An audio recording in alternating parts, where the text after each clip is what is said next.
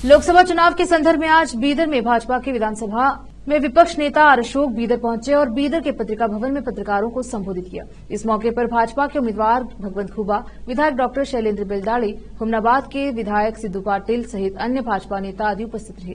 Cameraman Papuraj का coverage. Parliament ಚುನಾವಣೆಗೆ ಸಂಬಂಧಪಟ್ಟಂತೆ ಅಭ್ಯರ್ಥಿಗಳ ಘೋಷಣೆ ಆಗಿದೆ. ಬೀದರ್, ಕಲಬುರಗಿ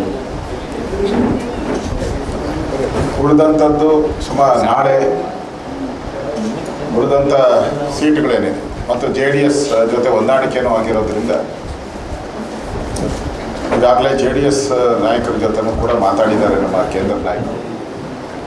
ಅದನ್ನು ಸೇರಿಸಿ ನಾಳೆ ಉಳಿದ ಎಲ್ಲ ಲೋಕಸಭೆಗೆ ಸಂಬಂಧಪಟ್ಟಂಥ ಸೀಟುಗಳನ್ನು ನಾವು ಕ್ಲಿಯರ್ ಮಾಡಿ 28ಕ್ಕೆ 28 ನಾವು ಕ್ಲಿಯರ್ ಮಾಡ್ತಾ ಇದ್ದೀವಿ. ಕಾಂಗ್ರೆಸ್ ಇನ್ನೂ ಹಲವಾರು ಅಭ್ಯರ್ಥಿಗಳನ್ನು ಘೋಷಣೆ ಮಾಡಬೇಕಾಗಿದೆ. ಮತ್ತು ಈ ಕೊಟ್ಟಿರೋರೆಲ್ಲರೂ ಕೂಡ ನಮಗೆ ಮಾಧ್ಯಮದಲ್ಲಿ ಪ್ರತಿದಿನ ನಾವು ನೋಡಿದ್ದು ಕಳೆದ ಒಂದು ತಿಂಗಳಿಂದ ಕಾಂಗ್ರೆಸ್ಸಿನ ಸಭೆಗಳು ನಡೆದಾಗೆಲ್ಲ ಸಭೆ ಆದಮೇಲೆ ನಮ್ಮಲ್ಲಿ 20 ಜನ ಮಂತ್ರಿಗಳು ಸ್ಪರ್ಧೆ ಮಾಡ್ತಾರೆ. ನಾವು 20ಕ್ಕೂ ಹೆಚ್ಚು ಸ್ಥಾನಗಳನ್ನು ಕಾಂಗ್ರೆಸ್ ಈ ರಾಜ್ಯದಲ್ಲಿ ಗೆಲ್ತೈತೆ. ನಮ್ಮ ಎಲ್ಲ ಮಂತ್ರಿಗಳು ಕಂಟೆಸ್ಟ್ ಮಾಡ್ತಾರೆ. ಅವ್ರಿಗೆ ಟಾರ್ಗೆಟ್ ಕೊಟ್ಟಿದ್ದೀರಿ. ಅಕಸ್ಮಾತ್ ಅವ್ರು ಸೋತರೆ ಅವ್ರ ಮಂತ್ರಿ ಪದವಿನೂ ಹೋಗುತ್ತೆ. ಈ ಥರದ ಟಾರ್ಗೆಟನ್ನು ಕೊಟ್ಟಿದ್ರು. ಅದು ಬರ್ತಾ ಬರ್ತಾ ನೋಡ್ತಾ ಇದ್ರೆ ಯಾಕೋ ಒಬ್ಬ ಮಂತ್ರಿನೂ ಧೈರ್ಯ ಮಾಡಲಿಲ್ಲ. Not even a single minister. ಬೀದರಿಂದ ಹಿಡಿದು ಚಾಮರಾಜನಗರದವರೆಗೂ ಒಬ್ಬ ಮಂತ್ರಿನೂ ಎದ್ದೇಳಲಿಲ್ಲ. ಭಾಳ ನಮ್ಮ DK ಶಿವಕುಮಾರ್, ಸಿದ್ದರಾಮಯ್ಯನವರು ಈ ಸಿನಿಮಾದಲ್ಲಿ ಬರ್ತದಲ್ಲ ಎದ್ದೇಳು ಮಂಜುನಾಥ ಅಂತ, ಹಂಗೆ ಸುಪ್ರಭಾತ ಹಾಕಿದ್ರೂ ಕೂಡ ಎದ್ದೇಳು ಮಂಜುನಾಥ ಅಂದ್ರೂ ಒಬ್ಬರು ಎದ್ದೇಳಲಿಲ್ಲ. ಎಲ್ಲ ವಾಪಸ್ ಹೊರಟರು. ಈಗ ವಿಧಿ ಇಲ್ಲದೆ, ಗತಿ ಇಲ್ಲದೆ, ಕಾಂಗ್ರೆಸ್ಸಿನ ಕಾರ್ಯಕರ್ತರು ಸಿಗದೆ, ಕಾಂಗ್ರೆಸ್ ಪಕ್ಷದ ಪ್ರಾಥಮಿಕ ಸದಸ್ಯತ್ವ ಪಡೆದೇ ಇರತಕ್ಕಂಥವರು ಕೂಡ, ಪ್ರಾಥಮಿಕ ಸದಸ್ಯತ್ವ ಪಡೆದೇ ಇರೋರು ಕೂಡ, ಮನೆಯಲ್ಲಿದ್ದವರೆಲ್ಲ ಮನೆಯಲ್ಲಿ ಮಕ್ಕಳಾಗಿ ಕೆಲಸ ಮಾಡ್ತಾಯಿದ್ರು, ಹೆಂಡತಿಯಾಗಿ ಕೆಲಸ ಮಾಡ್ತಾಯಿದ್ರು, ಅಣ್ಣ ತಮ್ಮಂದರಾಗಿ ಕೆಲಸ ಮಾಡ್ತಾಯಿದ್ರು, ಬಾಮೈದರಾಗಿ ಕೆಲಸ ಮಾಡ್ತಾಯಿದ್ರು, ಸೊಸೆಯಾಗಿ ಕೆಲಸ ಮಾಡ್ತಾಯಿದ್ರು. ಈ ಎಲ್ಲರನ್ನ ಇವಾಗ ಬೀದಿಗೆ ತಂದಿದ್ದಾರೆ. ನಾನು ಕಾಂಗ್ರೆಸ್ ಅವರು ಕೇಳೋವಂಥದ್ದು, ನಿಮ್ಮ ಯೋಗ್ಯತೆಗೆ, ಕಾಂಗ್ರೆಸ್ಸಿನ ಯೋಗ್ಯತೆ, ಯಾರು ಕಾರ್ಯಕರ್ತರು ಸಿಗಲಿಲ್ವಾ? ಆಯಿತು, ಒಂದೋ ಎರಡೋ ಆಗಲಿ, ಪರವಾಗಿಲ್ಲ, ನಡೆಯುತ್ತೆ. ಏನೋ ರಾಜಕೀಯದ ವ್ಯತ್ಯಾಸದ ಇರೋವೆಲ್ಲನೂ ಕೂಡ ಅದೇ ರೀತಿ ಕಾಂಗ್ರೆಸ್ ಅವರು ಹಂಚಿಕೆಯನ್ನು ಮಾಡಿದ್ದಾರೆ. ಅಂದರೆ ಈ ಕಾಂಗ್ರೆಸ್ ಕಾರ್ಯಕರ್ತ, ನಾನೆಲ್ಲ ಹೇಳ್ತಾ ಇರೋದು, ಕಾಂಗ್ರೆಸ್ ಮಾತಾಡ್ತಾ ಇರೋದು, ನಮ್ಮ ಪಾರ್ಟಿಯಲ್ಲಿ ನೋಡಿ, ನಿಮ್ಮ BJPಯಲ್ಲಿ ನೀವು ಹೇಗೆ ಕಾರ್ಯಕರ್ತರನ್ನು ಹುಡುಕು ಕೊಡ್ತೀರಾ, ನಮ್ಮಲ್ಲಿ ಯಾವ ರೀತಿ ಮಾಡ್ತಾ ಇದ್ದಾರೆ ಅನ್ನೋ ಮಾತನ್ನು ಹೇಳ್ತಾ ಇದ್ದಾರೆ. ಇದು ಕಾಂಗ್ರೆಸ್ಸಿನ ಇವತ್ತಿನ ದುಸ್ಥಿತಿ. ನಮ್ಮದು 1957ರಲ್ಲಿ ಚುನಾವಣೆ ಆದಾಗ ನಾವು 4 ಸೀಟ್ ಗೆದ್ದಿದ್ವಿ. ಶ್ಯಾಮ್ ಪ್ರಕಾಶ್ ಮುಖರ್ಜಿಯವರು, ದೀನ್ ದಯಾಳ್ ಉಪಾಧ್ಯಾಯ ಅವರು, ಇವ್ರ ನೇತೃತ್ವದ 4 ಗೆದ್ದಿದ್ರಿ. 4, ಓನ್ಲಿ 4 BJP. ಜನಸಂಖ್ಯೆ BJP. ದೀಪದ ಗುರುತು. ಓಕೆ, ನಾನು ಅವಾಗಿದ್ದೆ ಸ್ವಲ್ಪ ದೀಪದ ಗುರುತಲ್ಲಿ ನಾವು 4. ಈಗ ನಮ್ಮ ನರೇಂದ್ರ ಮೋದಿಯವರು 400 ಟಾರ್ಗೆಟನ್ನು ಕೊಟ್ಟಿದ್ದಾರೆ. 4 to 400. 1957 4, 2024 400 ಟಾರ್ಗೆಟ್ ನಮ್ಮದು. ರೀಚ್ ಮಾಡ್ತೀರ ಅನ್ನೋ ವಿಶ್ವಾಸ ಇದೆ. ಕಳೆದ ಬಾರಿನೂ ನಾವು ಹೇಳಿದ್ರಿ 300 ಹೆಚ್ಚು ಸ್ಥಾನ ಗೆಲ್ತೀರಿ ಅಂತ. ಆರಾಮ್ಸೆ 300ಕ್ಕೂ ಹೆಚ್ಚು ಸ್ಥಾನಗಳನ್ನು ಗೆದ್ದಿರಿ. ಈ ಬಾರಿನೂ 400 ಅಂತ ಹೇಳಿದಿರಿ. 400ಅನ್ನು ನಾವು ಕ್ರಾಸ್ ಮಾಡ್ತೀರಿ. ಆ ರೀತಿಯಾದಂಥ ಜನನಾಯಕ ನಮಗೆ ಸಿಕ್ಕಿದ್ದಾರೆ.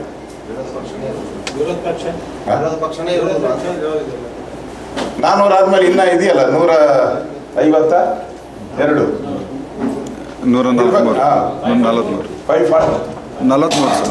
ಇದೆಯಲ್ಲ ಇನ್ನು ಅವೆಲ್ಲ. ಅಲ್ಲ, ನಾನು ಯಾಕೆ ಮಾತನ್ನು ಹೇಳ್ತಾ ಇದ್ದೀನಿ ಅಂದರೆ, ವಿರೋಧ ಪಕ್ಷ ಅಂತ ನನ್ನ ಗೌರವಾನ್ವಿತ ಆತ್ಮೀಯ ನನ್ನ ಮಾಧ್ಯಮದ ಸ್ನೇಹಿತರು ಕೇಳಿದ್ರು. ಒಂದ್ಸರಿ ವಿರೋಧ ಪಕ್ಷ ಆಗೋಕ್ಕೆ ಅವ್ರಿಗೆ ಯೋಗ್ಯತೆನೇ ಇರಲಿಲ್ಲಲ್ಲ ಕಾಂಗ್ರೆಸ್. 2 ಬಾರಿ 2 ಬಾರಿ 2 ಟೈಮ್ಸ್ ಅಪೋಸಿಷನ್ ಲೀಡರ್ ಆಗಬೇಕಾದ್ರೆ ಸಂಖ್ಯೆ ಇರಬೇಕು. ಆ ಸಂಖ್ಯೆಗೂ ರೀಚ್ ಆಗಿಲ್ಲ ಅವರು. ಅದಕ್ಕೋಸ್ಕರ ವಿರೋಧ ಪಕ್ಷ ಇಲ್ಲ ಅಂತಾನೆ ನೀವು ಹೇಳೋದು. ಈ ಸರಿನೂ ಅದೇ ಸ್ಥಿತಿ, ಅದಕ್ಕಿಂತ ಇನ್ನೂ ದಯಾನಿಧಿಯ ಸ್ಥಿತಿ ಅದನ್ನು ಹೇಳೋಕ್ಕಾಗಲ್ಲ. ಕಳೆದ ವಿಧಾನಸಭಾ ಚುನಾವಣೆಯಲ್ಲಿ ಕಂಟೆಸ್ಟ್ ಮಾಡಿದಂಥ ಅಭ್ಯರ್ಥಿಗಳ ಸಂಘಟನೆ ಎಲ್ಲ ಹಂತದ ಪದಾಧಿಕಾರಿಗಳ ಅಭಿಪ್ರಾಯಗಳನ್ನು ಪಡೆದು ರಾಜ್ಯ ಮತ್ತು ಕೇಂದ್ರ ನಾಯಕರು ಮತ್ತೊಮ್ಮೆ ನನಗೆ 3ನೇ ಬಾರಿಗೆ ಅವಕಾಶವನ್ನು ಮಾಡಿಕೊಟ್ಟಿದ್ದಕ್ಕಾಗಿ ಮಾನ್ಯ ಪ್ರಧಾನಮಂತ್ರಿಗಳಿಗೆ ಮತ್ತು ಕೇಂದ್ರದ ನಾಯಕತ್ವಕ್ಕೆ, ರಾಜ್ಯದ ನಾಯಕತ್ವಕ್ಕೆ, ಎಲ್ಲ ಹಂತದ ಪದಾಧಿಕಾರಿ ಬಂಧುಗಳಿಗೆ ನನ್ನ ಹೃತ್ಪೂರ್ವವಾದಂಥ ಅಭಿನಂದನೆ ಧನ್ಯವಾದಗಳನ್ನು ಸಲ್ಲಿಸ್ತೀನಿ. ನನಗೆ ಟಿಕೆಟ್ ಭಗವಂತ ಖೂಬಾ ಅವರಿಗೆ ಫೈನಲ್ ಆಗಿದೆ. ಹಿಂದೇನೂ ಕೂಡ ಆಳಂದ ಕ್ಷೇತ್ರದಿಂದ ಸುಮಾರು 30,000 ಲೀಡ್ ಕೊಟ್ಟಿದ್ದೇವೆ ನಾವು. ಈಗಲೂ ಕೂಡ ಯಾಕಂದ್ರೆ ಮತದಾರರೇ ಇವತ್ತು ನರೇಂದ್ರ ಮೋದಿಜಿಯವರು ಮೋದಿ ನೋಡಿ ಇವತ್ತು ಭಗವಂತ ಖೂಬಾ ಅವರಿಗೆ ಆರಿಸ್ಬೇಕು ಅಂತ ಅನ್ಕೇಸಿಂದ ಮತದಾರರೇ ನಿರ್ಣಯ ಮಾಡಿದ್ದಾರೆ. ಅದಕ್ಕೆ ಹೋದ ಸಾರಿಗಿಂತ ಈ ಸಾರಿ 50,000 ಹೆಚ್ಚಿಗೆ ಇವತ್ತು ಓಟ್ಗಳು ಕೊಟ್ಟು ಭಗವಂತ ಖೂಬಾ ಅವರಿಗೆ ಗೆಲ್ಲಿಸಿದ್ದೇವೆ ಅಂತ ಹೇಳಿ ಹೇಳ್ಬಯಸ್ತೇನೆ. ಪಾರ್ಟಿ ಡಿಸೈಡ್ ಮಾಡಿದೆ ಮತ್ತು ಅವತ್ತಿನಿಂದಲೇ ಇಡೀ ಜಿಲ್ಲೆಯಲ್ಲಿ ಸಂಘಟನೆ ಕಾರ್ಯ ಕೂಡ ಆರಂಭ ಆಗಿದೆ. ಎಲ್ಲ ಕಡೆ ಪ್ರವಾಸ ಕೂಡ ನಡೀತಾ ಇದೆ. ನನ್ನ ಬೀದರ್ ಕ್ಷೇತ್ರದಲ್ಲಿ ಕಳೆದ 2 ಚುನಾವಣೆಯಲ್ಲಿ ನಾವು ಲೋಕಸಭೆ ಚುನಾವಣೆಯಲ್ಲಿ ಹಿಂದೆ ಇದ್ದೇವೆ. ಈ ಬಾರಿ ಬೀದರ್ ವಿಧಾನಸಭಾ ಕ್ಷೇತ್ರದಿಂದ ಹೆಚ್ಚಿನ ಪ್ರಮಾಣದಲ್ಲಿ ಲೀಡು ಕೊಡೋಕ್ಕೋಸ್ಕರ ನಾವು ಈಗಾಗಲೇ ಸಂಘಟನಾತ್ಮಕ ಕೆಲಸವನ್ನು ಆರಂಭ ಮಾಡಿದ್ದೇವೆ ಮತ್ತು ನಾವು ಬೀದರ್ ಕ್ಷೇತ್ರದಿಂದ ಸುಮಾರು 15ರಿಂದ 20,000 ತನಕ ಲೀಡ್ ಕೊಡುವಂತಹ ಸಂಪೂರ್ಣವಾದಂಥ ಕಾರ್ಯಕ್ರಮ ತೊಡಗಿದ್ದೇವೆ ಅಂತ ನಮ್ಮ ಇನ್ನೊಂದು ಪೊಸಿಷನ್ ಲೀಡರ್ ಆದಂಥ ಅಶೋಕ್ ಸರ್ ಬಂದಿದ್ದಾರೆ. ಅವೆಲ್ಲ ವೇದಿಕೆ ಮೇಲೆ ಇರುತ್ತಾ ಎಲ್ಲ ನಮ್ಮ ಸಂಸದರು, ಶಾಸಕ ಗೆಳೆಯರು, ಮಾಜಿ ಶಾಸಕರು, ಹಿರಿಯರು, ಇವತ್ತಿನ ಪತ್ರಿಕೆಯ ವಿಶೇಷ ಸಾರ್ವತ್ರಿಕ ಇದು ಚುನಾವಣೆಯ ಲೋಕಸಭೆ ಚುನಾವಣೆಯಲ್ಲಿ ಈ ನಮ್ಮ ಕ್ಯಾಂಡಿಡೇಟ್ ಆಗಿ ಭಗವಂತ ಖೂಬಾ ಅವರು ಕಣಕ್ಕಿದ್ದಾರೆ. ಈಗಾಗಲೇ ಒಂದು ಸುತ್ತಿನ ಎಲ್ಲ ತಾಲೂಕುಗಳಲ್ಲಿ ನಾನು ಕೂಡ ಅವ್ರ ಸರಿ ಪ್ರಚಾರಕ್ಕೆ ಹೋಗಿದ್ದಾಗ ಭಾಳ ಒಳ್ಳೆಯದಾದಂಥ ವಾತಾವರಣ ಇದೆ. ಬೆಂಬಲ ಇವತ್ತು ಎಲ್ಲ ಕಾರ್ಯಕರ್ತರು ಕೂಡ ಒಳ್ಳೆ ರೀತಿಯಿಂದ ಕೆಲಸ ಮಾಡ್ಕೊಂಡು ಹೋಗ್ತಾ ಇದ್ದಾರೆ. ಅದರಾಗೆ ಹೇಗೆ 2014-19ರಲ್ಲಿ 1,25,000 ಮತಗಳಿಂದ ಗೆಲ್ಸ್ಕೊಂಡು ಬಂದಿದ್ದರು. ಅದರ ಹಾಗೆ ಈ ಸಲ ಮಿನಿಮಮ್ ಅಂತಂತಂದರೆ 2 ಲಕ್ಷ ಅಂತರದಿಂದ ಗೆಲ್ತಾರಂತ ನಮ್ಗೆ ವಿಶ್ವಾಸ ಇದೆ.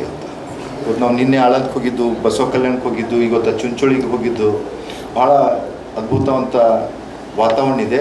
ಸಣ್ಣ ಪುಟ್ಟ ಎಲ್ಲೋ ಒಂದು ಕಾರ್ಯಕರ್ತರಲ್ಲಿ ಇರ್ತಾರೆ. ಆ ಕಾರ್ಯಕರ್ತರು ಕೂಡ ಹೇಳ್ತಿದ್ರು ಇವತ್ತು ಏನಾದರೂ ಕೂಡ ಮುಂದೆ ಬರ್ತಾ ದಿನಗಳಲ್ಲಿ ಒಳ್ಳೆ ಕೆಲಸ ಮಾಡಿರಿ, ನಾವೆಲ್ಲರೂ ಕೂಡ ಇವತ್ತು ಮೋದಿಯವರಿಗೆ ನೋಡಿ ನಾವು ಕೆಲಸ ಮಾಡ್ತಾ ಇದ್ದೀವಿ ಅಂತ ಎಲ್ಲರೂ ಕೂಡ ಹೇಳ್ತಾ ಇದ್ದಾರೆ.